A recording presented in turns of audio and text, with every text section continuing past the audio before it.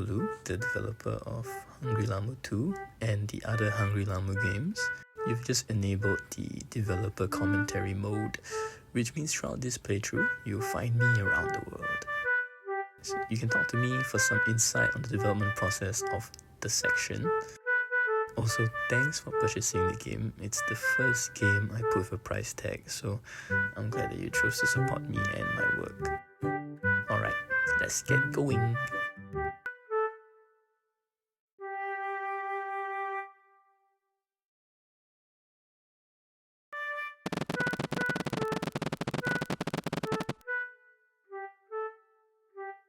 I see, you're an explorer.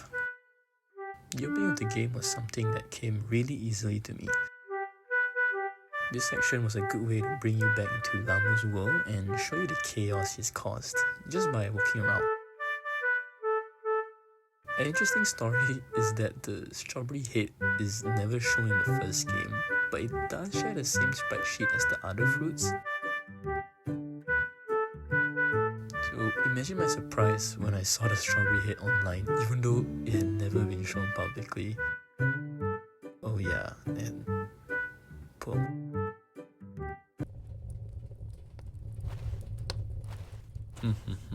Surprised? Yeah, I can appear in the third dimension too. Anyway, these are new models for our tree campus. When I made the first game, they didn't have defined faces. After developing the spin-off games, it was easier to imagine what they look like since they're all connected to the characters in those games. Go talk to them if you haven't. They won't be here for long. If you didn't get this part, it's a rabbit hole. The protagonist became obsessed with the incident due to the trauma and did some deep research, which eventually led them to the next area. This part forced me to build a proper timeline, since a lot of the events were all floating around before this. There should be an image of the full timeline in the gallery. So, what are you in for? This section really starts to peel away at the cartoon filter that Lamu sees the world in. The environment is grittier and is also much more disheveled. This also introduces us to Terry, who was built up in the previous area. Terry's been quite a character in the spin-off games, but he's always been nameless. His last name is Orgullo, which is pride in Spanish, because that's all he has. With the plan for Hungry Lamu 2 to close off the series, it was also planned that Terry would appear to close off his story as well. The initial idea for these segments were actually to have them in 3D, and we would be playing as a 7-year-old Larry in first person. He was also meant to be wheelchair bound, meaning he wasn't able to move, so all he was able to do was look around. I definitely prefer this style over that idea in the end. It just fits a lot better and it's much more visually interesting. Hey, I'm showering in here! If you notice, the little graphics that pop up after you complete a task are supposed to be hints about the condition that Larry has. Can you tell me what genetic disease Larry has? Oh, sorry. Wrong game. If you've played Pokemon, you would be familiar with this place. It was interesting to imagine it as a 3D space since it was just a side-scroller in that game. Anyway, this place is really peaceful. I found myself just walking around with the music while I was working on it. You get to see a bit of a grown-up Aaron here too. I try to keep his face the same when transitioning him into 3D, and I'd say it turned out not too bad. This is also where we see the protagonist suffering from survivor's guilt, as they're haunted by their dead friends throughout the journey. Happy Birthday is the name of the song you're hearing now. The transformation sequence was an important event in Lamu's story.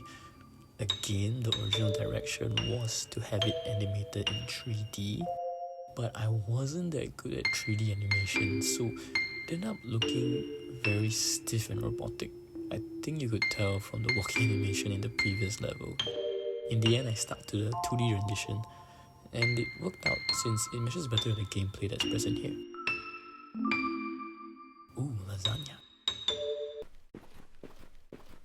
The aquarium surprisingly took some time to migrate into the game from SeaMongrel. Since that game was a 2.5D style, there were no ceilings, and the heights of the walls didn't fully make sense when directly imported into 3D. But I'd say it was worth it. The vast size of the place and the empty feeling are quite liminal. Obviously, a lot of the smaller rooms are locked, so play SeaMongrel if you want to fully explore the aquarium. I actually enjoyed this section since I thought it was an interesting puzzle. If you brute forced this, the clues are basically in what Tasha is saying. For example, when she says tree left, it means tree from the left.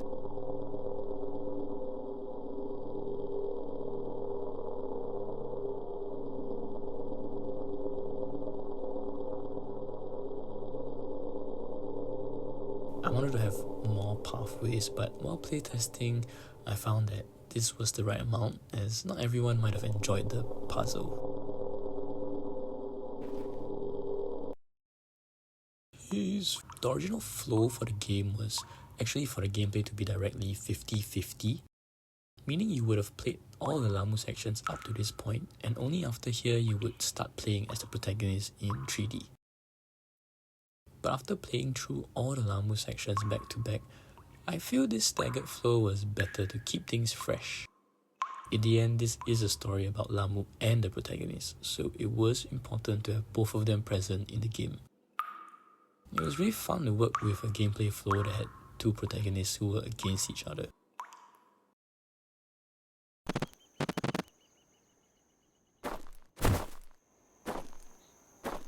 Oh, hey. I was supposed to be inside the lab, but that place is really claustrophobic. This is also where we meet Terry in full 3D. Something I'll admit, and you might have noticed, I can never get his face to be consistent. At this point, there are 3 versions of him with all different looking faces. I just hope you can recognize him from his goatee and hat. Anyway, you're almost to the end. Get that axe and get in there.